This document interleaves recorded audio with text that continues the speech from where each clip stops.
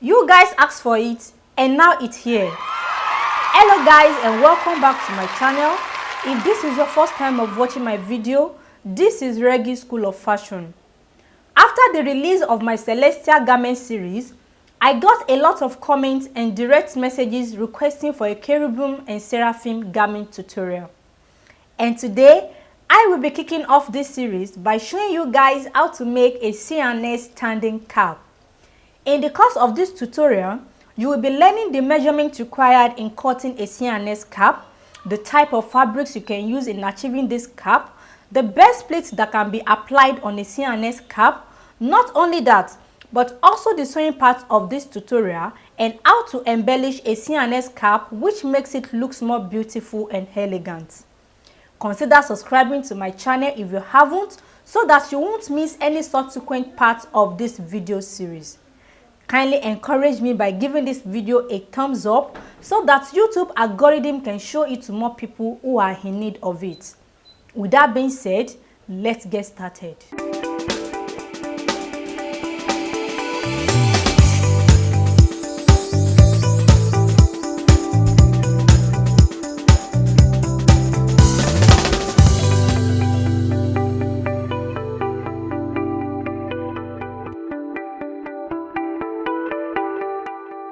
In making a C&S cap, I will be making use of this fabric. So this is the main fabric for the cap, and I will be using this as the lining. If you are making use of a very expensive fabric, you can use less expensive fabric to line the cap. Okay, so this is the fusible interfacing I will be using. It is a very soft one. It is usually called paper stay. That is soft paper stay. And if you don't mind, you can make use of an hair stay as well. Just make sure the fusible interfacing you are using is a soft one. Okay.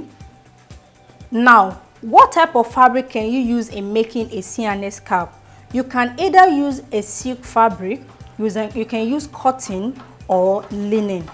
Okay. You can use silk like satin, you can use duchess, you can use dollface, you can use bridal satin, you can use lace, you can use ginning, and you can use linen. It all depends on your choice. The only thing you cannot use is chiffon. You can use chiffon for other style of cap, but because this is a standing C&S cap, chiffon will not work for it. Okay, to not work for this style of cap. So that is why I'm going for this fabric. It is a silk fabric. So now, what are the measurements required in making a C&S cap? The only measurement needed is the edge circumference measurement. This measurement has to be taken under compulsion. It is a must. Okay, you have to take the edge circumference measurement of the wearer in order to know exact measurement to use when constructing the cap. In case you don't know how to take measurement for a female figure, watch my video on how to take measurement for a female figure.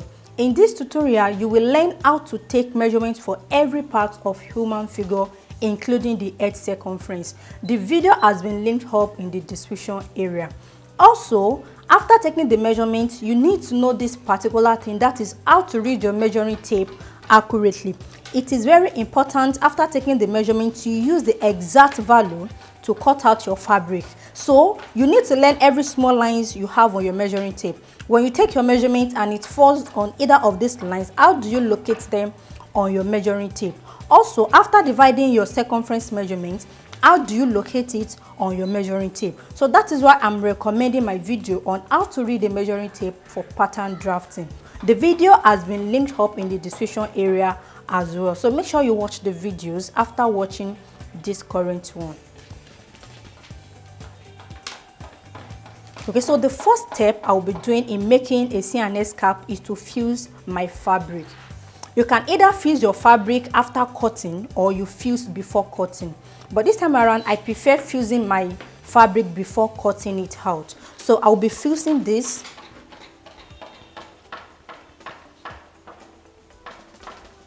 on the wrong side. Please take note.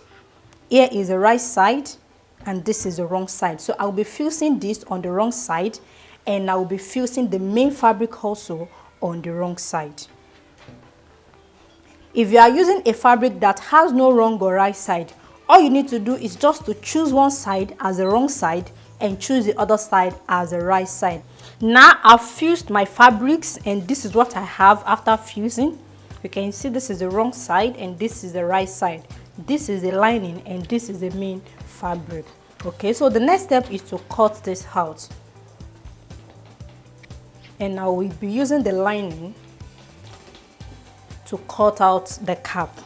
Okay, so you have to fold your fabric into 4 places, and the folding goes thus. You don't just fold. There's a rule that guides how you fold. You have to fold in an horizontal and vertical form, horizontal form and vertical form, so that by the time we cut this out, we will have it as a perfect circle. So not vertical and vertical. You can see what I'm doing. When I was folding this, I opened up my fabric like so. I folded it the first time, and when I'm folding the second time, it goes along this way, not the same direction. Okay, so after folding, I give it a good press so that it will stabilize. And I have it like so. And because this is a silk, I'll also secure the edges together with my sewing pins. So I don't want this to get shifted at all. So after folding my fabric into 4 places, I have this side as the center. Okay, there must be a point that will be the center of your fabric after folding. So here is the center. The center is the folded side. You can see this side is not opened. Unlike this side, I have this side in pieces. So this side cannot be the center. So that is how to distinguish between the center and the side. So here is the center, and I will be taking the measurements I will be using in cutting out a C&S cap. Because this is a C&S cap, I have to take the measurement that will help the cap to be wide and long enough. The wideness and the height of the cap is very important. Okay, 3 things are what makes your cap stand. Number 1 is the fabric you are using. Number 2 is the fusing you have on your fabrics, and the third one is the pleating you have on your fabrics. You have to pleat your fabric in such a way the pleats will gather properly, which will help the cap to stand. If your pleating is not gathered enough, the cap may not stand well. If your fabric is not quality enough, the cap may not stand well. And if your fabric is not properly fused, your cap may not stand well. So these are the 3 things you need to put in mind. Okay, so the measurement I'll be using in constructing a C&S cap is 12 inches. Why do I need to use 12 inches? 12 inches is like a standard measurement that works perfectly for all sizes. After constructing the cap will be of height and it will be wide enough. So from the center point, I will be taking the measurement all around. So here I will mark 12 inches.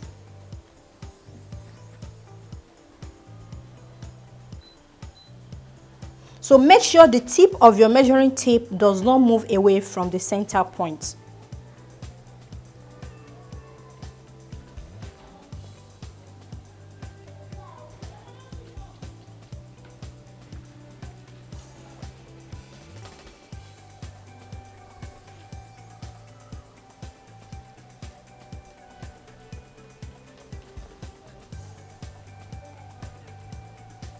And make sure your markings are not too far from each other. So this will help you to achieve a perfect round shape.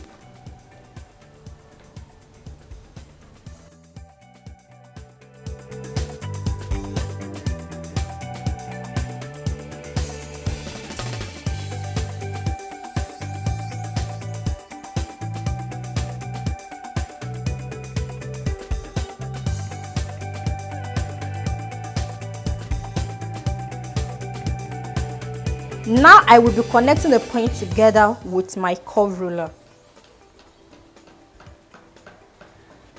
So after connecting the point together, this is what I have. The 12 inches I use is together with my seam allowance. So I will not be adding extra value for the seam allowance. The 12 inches is together with seam allowance. Now, if you are short of fabric or you don't want to make a very wide cap, you can reduce this value. It is not a must to use 12 inches, but if you want a very standing cap of normal height and very wide cap, make use of 12 inches. You can reduce this value to 10 inches or 8 inches depending on how wide you want the cap to be. So after markings, the next step is to cut this out. So I will be cutting along the shape I have here.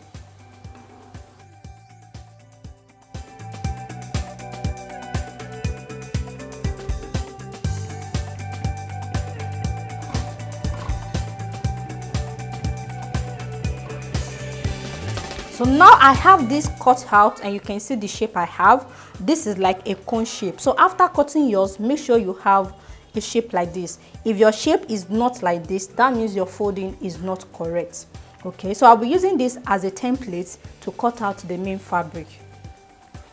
So I'll be folding this into 4 as well, and I'll place this center aligning together with the center. You can see what I have here. I have this side in 2 places and I have this side also in 2 places. So that sides will align on each other, and the folded side will also align on each other. So the center will align on each other.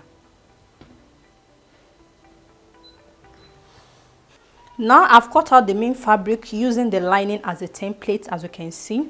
Okay, so I'll be keeping this aside, then cut out the band. So this is the piece I cut out for the band, and I have 6 inches here in total. Okay, so this is the height of the band and this is the length of the band. So I use the edge circumference measurement I'm working with to cut out the edge of the band. Okay, so the edge circumference measurement I'm working with is 22 inches.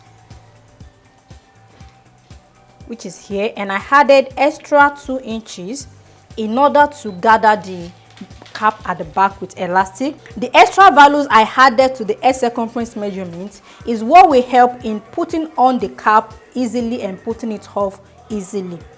Okay, so I have this, then I fuse it with a fusible interfacing as well. This is also a soft paper stay. Then I folded it into 2 and I ironed out the center. So you can see here is the center of the band. So this has to be cut out on a straight fabric. I joined this because the fabric is not enough. So the next step is to join the main fabric and the lining together. And the alignment is the right side facing the right side. Make sure you position these 2 fabrics in the same direction. You can see what I did. I opened this to the left side. I opened the lining to the left side as well. So I open this upward and I will open this upward as well, like so. So I will just flip this over and I will align it wrong side facing the wrong side. Okay, and because I have the centered ironed out, I will be pinning the center first.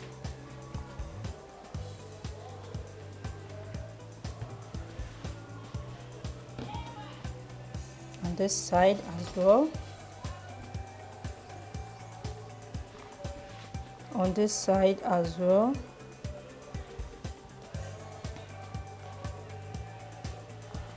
Then on this side as well.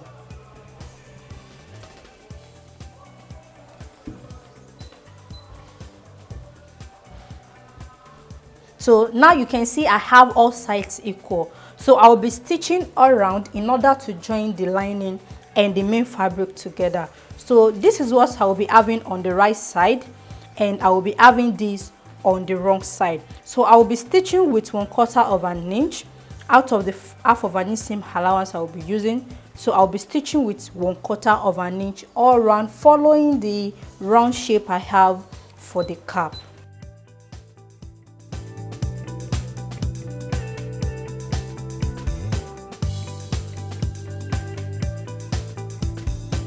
Now I've stitched this all around, as you can see. Now I have the main fabric and the lining stitched together. Now it's time to pleat the cap. Okay, in pleating the cap we have different type of pleats. We have a knife pleat, we have a box pleat, and we have an inverted pleat. But as I said earlier, knife pleat is based on C&S cap. So I'll be applying a knife pleat on my cap. So after that, you need to decide how wide you want the pleat to be. Your pleat can be 1 inch wide, it can be 1.5 inches wide, and it can be 2 inches wide. But as for me, I'll be making my pleat to be 1 inch wide. Okay, 1 inch is like an average value that works perfectly.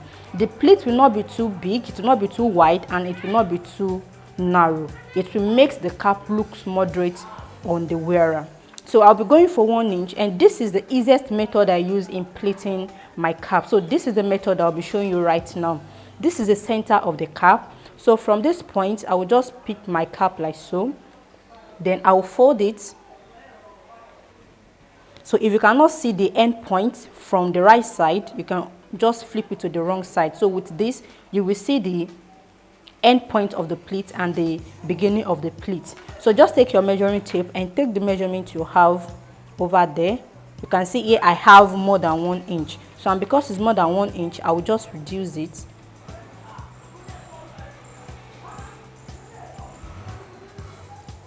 So now I have my exact 1 inch pleat. So you can see what I have. So this is 1 inch. I'll just press this down like so. As I pleat my 1 inch, I have to be beside my ironing board. I will give this a press and let it lay flat, then secure it with my sewing pin.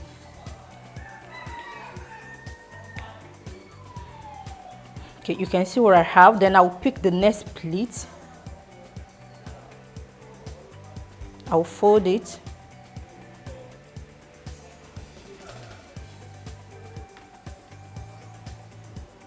Then I will confirm the measurements I have over there. So here I have my 1 inch of pleat. I will give it a good press as well. After pressing, then I will hold it with my sewing pin. I have my second pleat. Then I'll go for the next pleat. I will hold it like so. You push it inward. You can see what I'm doing.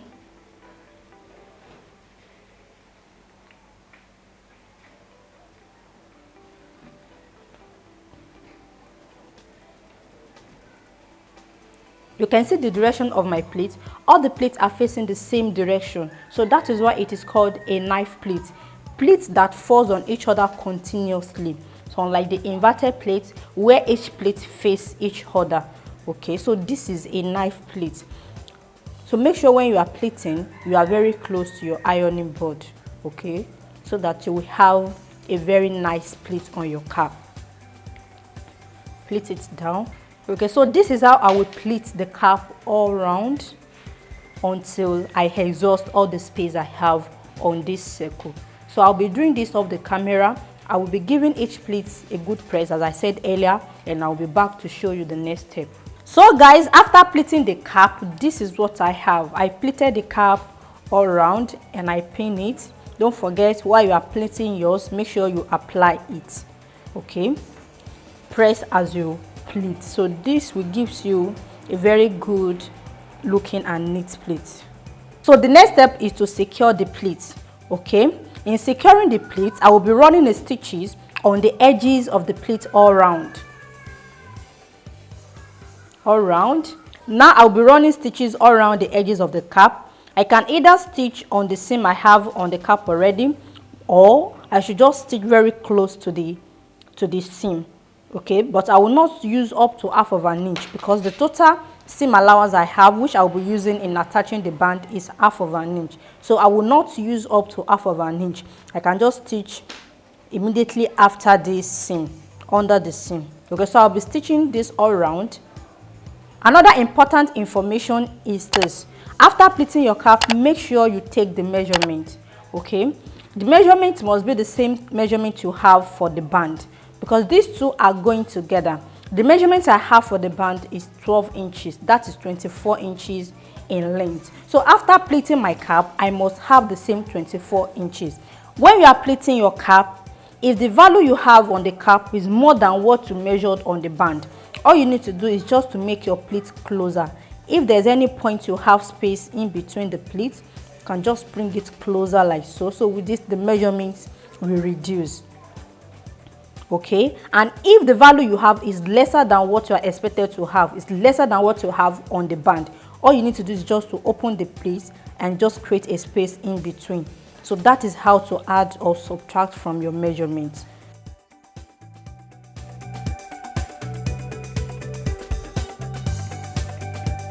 Now I have this stitch all around. As you can see, this is what I have after stitching. So the next step is to attach the band. In attaching the band, you can see I folded the band into half and I have the center ironed out. But I will have to open this up before joining the sides together. And I will fold it right side facing the right side after opening it up. Like so. Okay, so I will hold the two edges together like so, then stitch with half of an inch seam allowance or whatever you had as your seam allowance. So which means after taking the measurements of the edge circumference you are working with, you need extra value to finish these edges. To join it together, you can add 1/4 of an inch or half of an inch.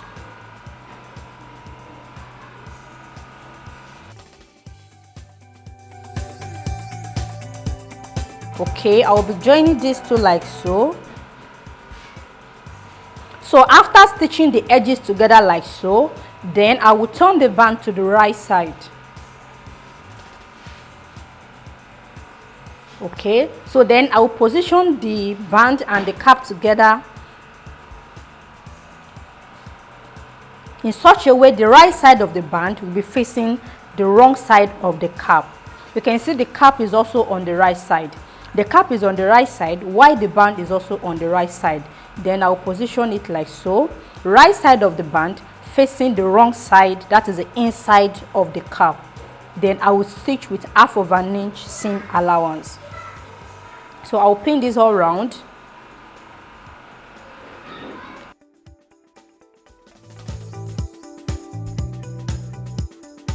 Okay, so after stitching, I'll fold this to the right side of the cap. I will turn the band to the right side of the cap.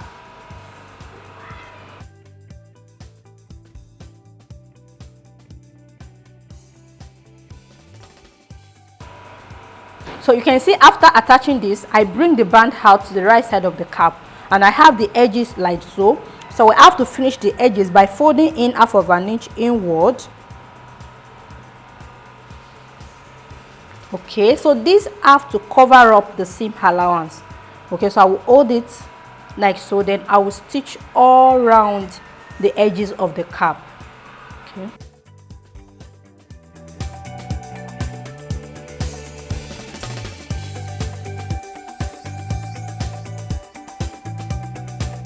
So now I've stitched the edges together as you can see. Then I will be turning the band to the right side. Then I will position the band inside the cap.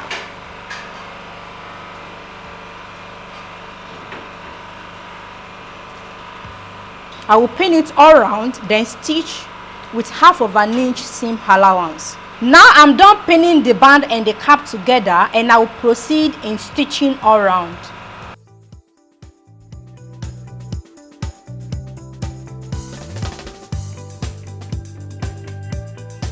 So now I've attached the band together with the cap, and this is what I have. So the next step is to bring out the band like so. Okay, then I will fold at the center, so that is the ironed part.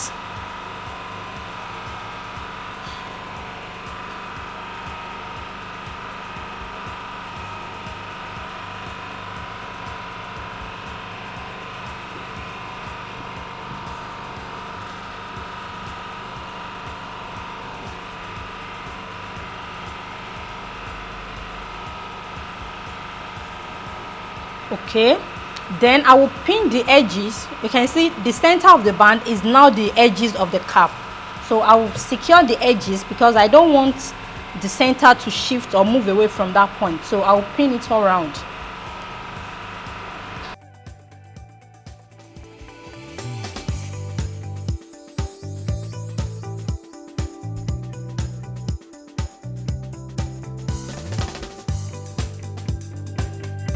So I've pinned the edges all around. Then I will finish this part. So that is the edges of the band. Okay, you can see I have my seam allowance inward. Then I will mark my half of an inch all around, or better still, just take the measurement of your band height. The band height I'm working with is 2.5 inches. So I will just mark the 2.5 inches point all around. So which means the remaining part I have is what I will be folding inward.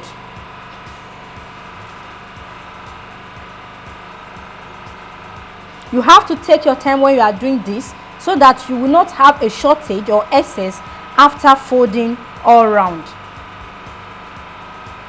And this is the outer part of the cap. It has to look neat as much as possible.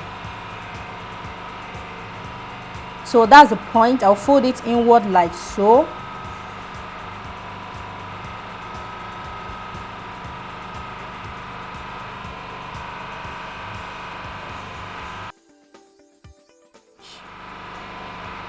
I will apply an edge stitch all around. So after marking everything, I will mark everything like what I'm having here. You can see I'm pinning this as well.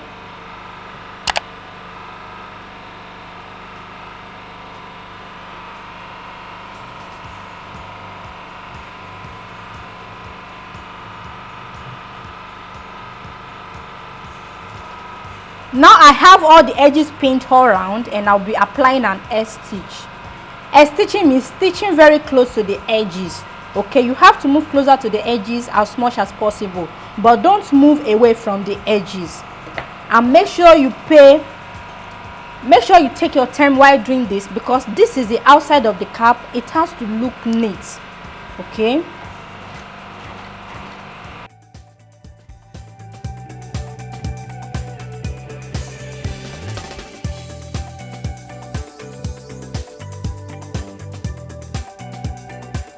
So guys, I'm done stitching the edges of the cap. Okay, this is what I have on the outside, and inside I have something like this. You can see the inside is looking neat. Okay, and the outside also is looking neat. So the next step is to apply the embellishment all around the cap. So guys, it's time to embellish our beautiful C&S cap. You can see the cap is looking beautiful already, even without embellishment. And after applying the embellishment, it will look more beautiful. In embellishing your C&S cap, there is no particular way in which you can design your cap. It all depends on your preference. That is exactly how you want the design to be, or the wearer of the cap. But as for me, I will be applying my applique on the edges of the cap. That is the opening of the cap, like so.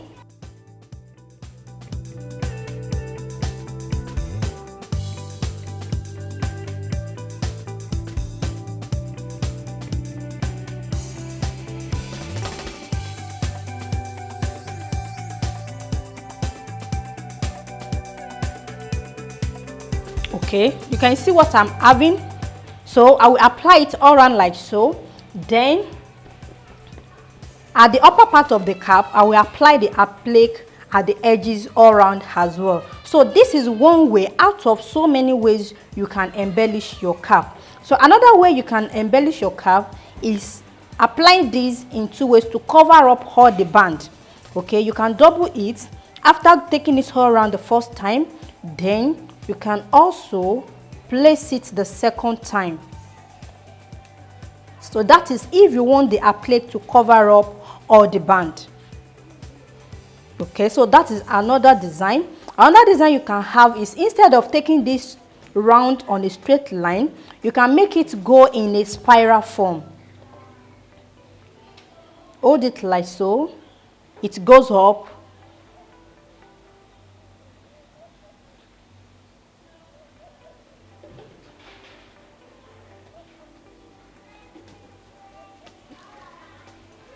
Then down.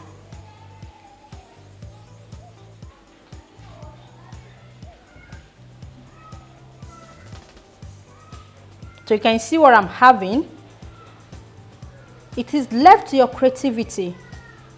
So this is left to your creativity. You can have as many designs as possible for your C&S cap.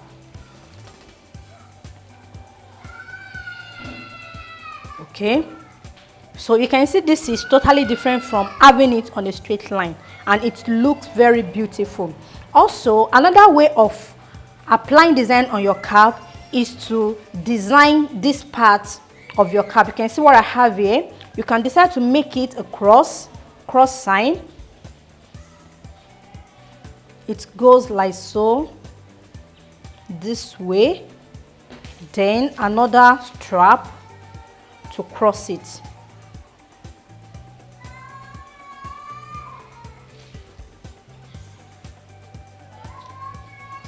So you know, if you're having a cross sign, it's not going to fall at the center.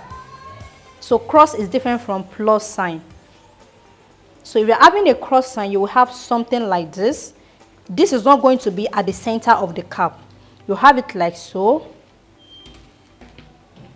You have it like so. Then you have this crossed on it.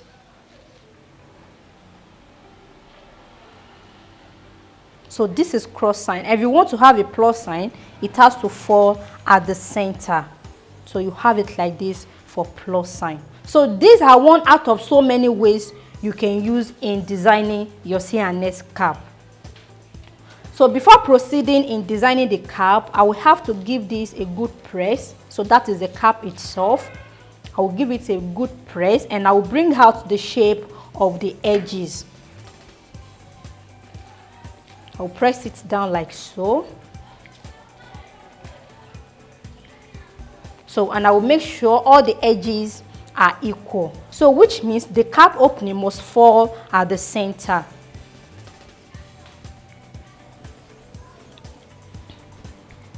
So I'll hold it like so.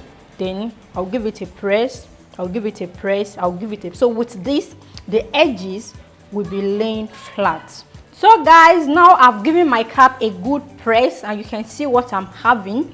And I also pinned the applique all around the opening of the cap and the edges of the cap. So the last step is to stitch this all around. Okay, I will apply a stitch. It can be a straight stitches or a zigzag stitches. It all depends on the function you have on your sewing machine. So I will be stitching this all around on the applique in order to attach the applique together with the cap. As you can see, the cap is looking beautiful, and I really love it. Can see what we have? Beautiful. Thank you so much guys for watching this video to this point, and let's meet in my next video where I will be dishing out another valuable content from my wealth of knowledge. Consider subscribing to my channel if you haven't, so that you won't miss any of my coming videos. Thanks once again, and see you in my next video. But till then, always do remember, there is no elevator to success. You have to take the stairs.